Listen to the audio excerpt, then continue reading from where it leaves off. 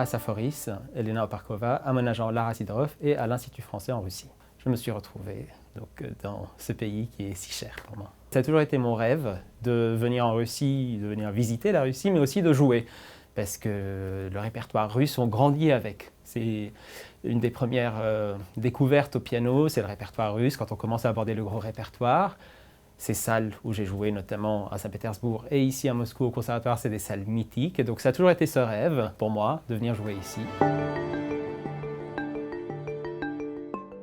Alors ça a été très différent, très particulier. Chaque ville a un peu son caractère, son charme, parfois son délabrement, sa nourriture, ses rencontres. Ça a été très varié. Il y a des villes fascinantes comme Moscou ou Saint-Pétersbourg où je suis resté un petit peu sur ma faim parce que le séjour a été très court, à chaque fois 48 heures par ville. Il y a des villes complètement un petit peu alien pour un Français qui débarque par exemple à Perm ou à Tolyatti, à Smolensk, où la culture est totalement différente, même le rapport aux gens, les rencontres qu'on fait après les concerts, c'est dans un autre référentiel que ce qu'on a l'habitude de voir en France, toujours très sympathique, toujours très enthousiaste, mais on sent la différence culturelle, aussi peut-être le poids du froid parfois, comme à Perm et à Ekaterinbourg, où ça a été, où je suis arrivé avec une tempête de neige à -7 alors qu'on est en octobre, donc je n'ose même pas imaginer comment c'est plus tard en hiver.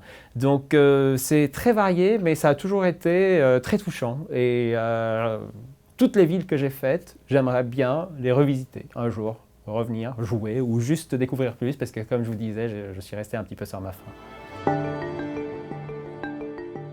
Pour tout vous dire, j'ai un profil un peu atypique, je joue du répertoire atypique et on a ce cliché, cette image du public russe comme étant très dur, très conservateur, des gens qui veulent uniquement écouter du grand répertoire classique, du Beethoven, du Schumann, du Rachmaninoff, du Tchaïkovski. Et j'ai été surpris par leur curiosité, par l'accueil qu'ils m'ont réservé, même en jouant des œuvres complètement inconnues telles que du Alcan, du Ramirez, du Marquez et plein d'autres, ainsi que Schumann, Bach et Liszt bien sûr, mais voilà, j'ai été assez touché par leur curiosité et leur accueil chaleureux. Ça a toujours, tous les concerts jusque-là ont été un succès.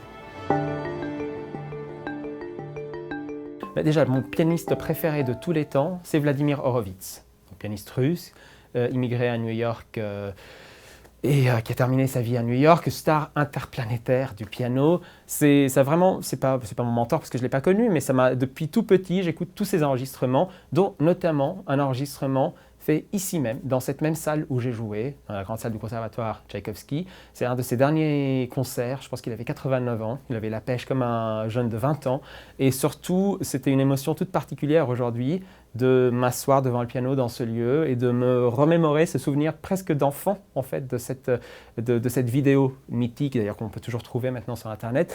Pour moi, c'est une expérience magnifique, magistrale. Après, récemment, par exemple, il y a le deuxième concerto de Rachmaninoff qui aussi, c'est une masterpiece, une sorte d'œuvre majeure du répertoire du piano que j'ai travaillé, que j'ai joué en France au Festival de Besançon. Donc de plus en plus, le répertoire et l'influence russe m'accompagnent dans ma carrière.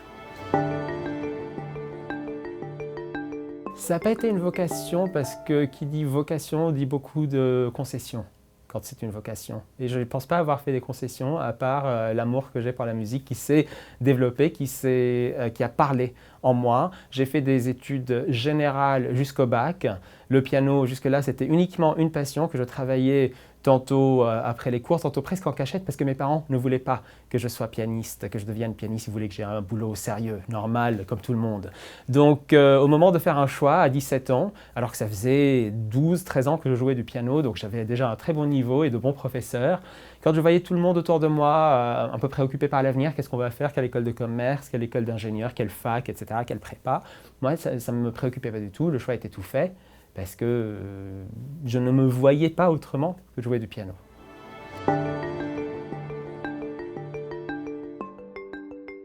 Je pense qu'il me va bien. Je pense que je le revendique pas. Je suis pas là à demander qu'on m'appelle comme une voix, comme une rockstar, parce qu'avant tout, je reste un pianiste très classique, comme vous avez pu le voir à mon concert. La majorité du répertoire que je joue, c'est quand même des œuvres du grand répertoire classique. Mais il se trouve que je suis un homme moderne qui vit dans mon temps et non pas dans le temps des compositeurs que je joue. Et je ne ressemble pas à Jean-Sébastien Bach, je ressemble plutôt à quelqu'un de 2019. Donc si c'est ça, être une rockstar dans le milieu feutré classique, eh ben, j'accepte. Mes futurs projets, après cette tournée, je commence à travailler mon 3e enregistrement chez Deutsche Grammophon, donc j'en ai déjà sorti 2, Héritage et 33 en piano solo. Ce sera un enregistrement un peu différent, peut-être avec orchestre, on en parlera plus le moment venu. Donc ça sera le point culminant de cette saison pour travailler cet enregistrement. J'ai pas mal de concerts également, notamment au Théâtre des Champs-Élysées à Paris avec l'orchestre de Saarbrück où je jouerai 500 cellistes. Un concert à la scène musicale à Boulogne, en région parisienne, la nouvelle salle magnifique dans l'ouest parisien avec Marianne Gillot, danseuse étoile à l'Opéra de Paris, et des tournées un petit peu partout. Là, je vais au Mexique juste après Vladivostok. Je fais un petit peu un tour du monde. Je vais à Athènes avec l'orchestre d'Athènes. J'ai un agenda de concerts assez complet, mais le focus principal sera ce 3e enregistrement chez Deutsche Grammophon. Un rêve, là tout de suite.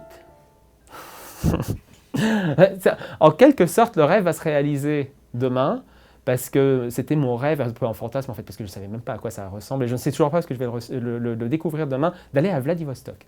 Parce que pour moi, c'est vraiment, c'est un peu comme San Francisco, mais de l'autre côté, un peu comme le Cap de Bonne-Espérance. C'est des endroits où on sent qu'on va tomber, en fait, qu'il n'y a plus rien après, que c'est la fin du monde, géographiquement. Je ne dis pas que c'est une ville fin du monde, au contraire, j'ai hâte de découvrir. Ça a toujours été un fantasme, le transsibérien jusqu'à Vladivostok. Vladivostok, cette ville d'Extrême-Orient, mais blanche.